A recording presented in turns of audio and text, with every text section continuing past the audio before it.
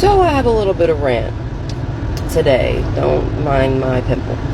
So my sister lives on the same street as me. She's 14 years old, and she's in band and does an absolute amazing job. She plays the saxophone. She gets good grades, and unfortunately has the family trait, high anxiety. She's never late, and she's always putting hours into band. Like weekends, sometimes she's gone to like 9 o'clock at night, sometimes 4 o'clock in the morning because they have to go out of town and then drive back. And by the time she gets home, it's the middle of the night. Remind you, I just said she's 14 years old. She has band every morning before school, so she gets there early every day and has to do band. And she loves band, so she's gonna put the work in. Just so happens today that she was late, and one of her teachers is a total weirdo about it. I'd understand if she was late every single day and not putting forth the effort to do this, but she's only been late a couple of times in this whole year, so you gotta give her it. She's 14 years old. I was late almost every day of school, so we're not gonna talk about me though, because I did a lot of things backwards. But this teacher, if she's late, he is a total butthead about it. And if you're a teacher, give these kids grace.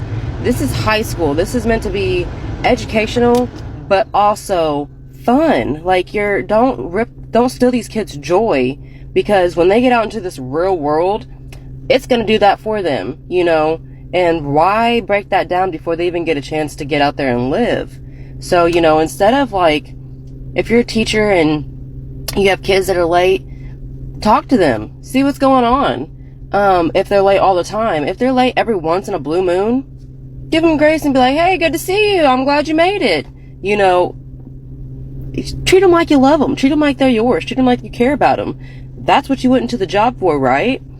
Not to come out and be like,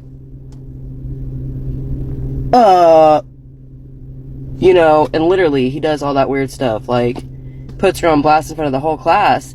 And she literally told me, great, I'm late and he's gonna jump me for it, and then I'm gonna cry in front of everybody.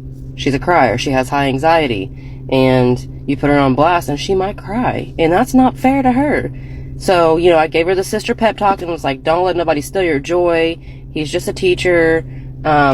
He's got his underwear in a wad, which she laughed at that. And I said, so you just tell him, well, I'm here, and put a big old smile on. And if he has anything else to say, tune it out and get in there and do your work.